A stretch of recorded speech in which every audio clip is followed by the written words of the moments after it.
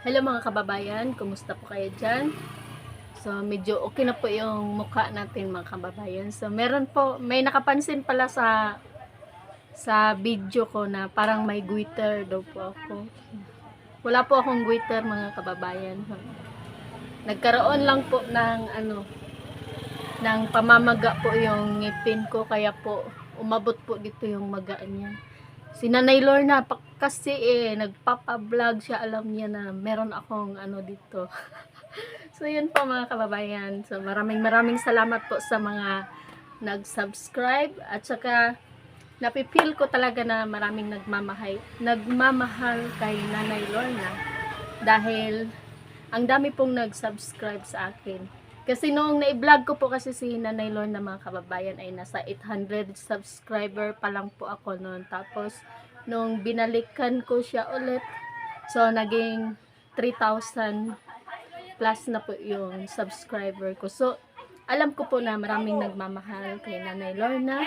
So kahit mas marami po yung naiinis mga kababayan. So move on na po tayo doon mga kababayan sa mga nangyari, dahil yung buhay po natin ay napakaiksi lang. So wag po tayong masyadong mapanghusga mga kababayan. So kahit gaano pa po tayo kayaman mga kababayan, ay wag po tayong magbubuhat ng sarili nating bangko, dahil yung natin, yung sarili po natin, hindi natin kayang bitbitin papunta sa ating libingan. Kaya wag po tayong wag po nating husgahan agad yung tao, lalong lalo na po kay Nanay Lorna na isa po siyang ina. So baka ginagawa lang din po niya yun dahil po dahil sa kahirapan ng buhay. So kaya nagawa niya yan kay Sir Paul, dahil ayaw niyang mawalan siya ng support at saka sa mga sponsor, kaya siguro nagawa niya yun. So patawarin na po natin siya mga kababayan. So lahat naman tayo nagkakamali. So kahit nga po ako, meron din po akong pagkukulang. So humihingi po ako ng tawad sa inyo kung ano man po yung mga kamalian ko. So wala po akong kinakampihan mga kababayan, dahil lahat naman tayo, hindi tayo perfecto na pagkatao. So si Piking Bombay pala mga kababayan ay pinaubaya na lang po niya na i-vlog namin si Nanay Lorna. Si Piking Bombay po ay pinsan ko po siyang buo, magkapatid po yung nanay namin. So si Istong naman ay pamangkin ko po siya. So wag po kayong magalit sa kanila mga kababayan, doon po sa mga fan ni Nanay Lorna, dahil si Istong po at saka si Piking Bombay ay magkakamag-anak lang po kami, tapos mababait po sila. So laking pasasalamat ko po kay Piking Bombay. So sobrang napakamatulungin po niya mga kababayan, at saka lalong lalo na po sa mga kadugo namin dito na tribo. Siya po talaga yung nalalapitan namin dito kapag may mga problema po kami. So yun po mga kababayan, support nyo pa rin sila mga kababayan, panoorin nyo rin po yung mga vlog nila. Hindi po porket inalist na nila si Nanay Lorna ay hindi na po kayo manood sa mga vlog nila. At saka doon naman kay Nanay Lorna, hindi po namin sila kukonsintihin na yung kumbaga tinutulungan namin sila, pero hindi naman yung biglaan mga kababayan. Katulad nung isang araw, so binilang namin kung ilan sila doon sa bahay. So nandoon yung mga apo ni Nanay Lorna. So siguro sa isang beses na magsaing sila, 1 kilo yata yung maubos nila. So kasi kami dito sa bahay, 6. Tapos 1 kilo po yung sinasaing namin bawat saing. Tapos binilang namin yung budget ni Nanay Lorna. So kung magkano po yung magkasya sa loob ng 2 araw, yun lang po yung bigas na binibigay po namin para maano siya, yung hindi katulad doon sa binibigay ng mga sponsor sa kanya na malalaki po yun. Siyempre si nanay kasi maawain po kasi siya, marami siyang anak, tapos bigay dito, bigay doon, kaya ganun po yung nangyayari.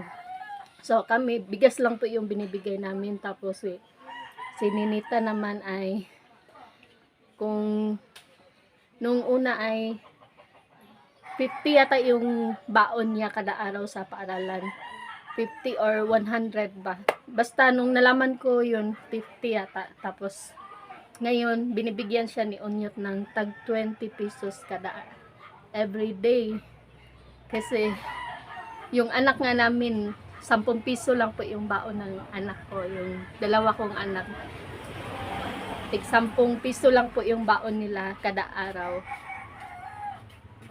Para hindi po sila ma-spoiled, para malaman po nila na para malaman po nila na wala po talaga tayong pera, naghahanap buhay po tayo para sa kanilang kinabukasan. So yun po mga kababayan, ay ang pagtulong po namin kay Nanay Lorna ay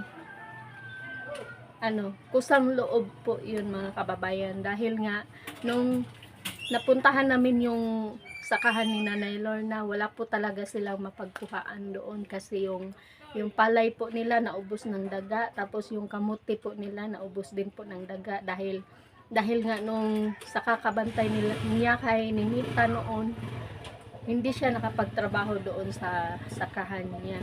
Pero anong ginawa ni Ninita, si nanay lang din yung niloloko niya. So ganun po yun mga kababayan. Kaya ngayong nag-uumpisa pa lang si nanay mga kababayan, ay sinusuportahan po namin siya ng pagkain. Pero hindi kami nagbibigay ng pera dahil wala din naman kaming sapat na pera. Magbigay kami pero yung allowance lang ni Ninita, pero si Onyot po yung nagbibigay doon sa kanya. Tapos akala nga namin hindi na mag-aaral si Ninita dahil yun nga, dahil sa nangyari. So malalaman po natin yan mga kababayan sa susunod na buwan kung ano yung result, ano yung mga resulta ng ni Ninita, dahil nga sabi may nangyari na, may marami din naman nagme-message sa akin, baka daw pwedeng si Ninita i-PT siya para malaman po kung buntis na po siya, dahil sabi naman ni Ninita mag-aaral daw po siya, hindi daw siya hihinto sa pag-aaral. So napakahirap po magtagalog mga kababayan kapag isa kang katutubo.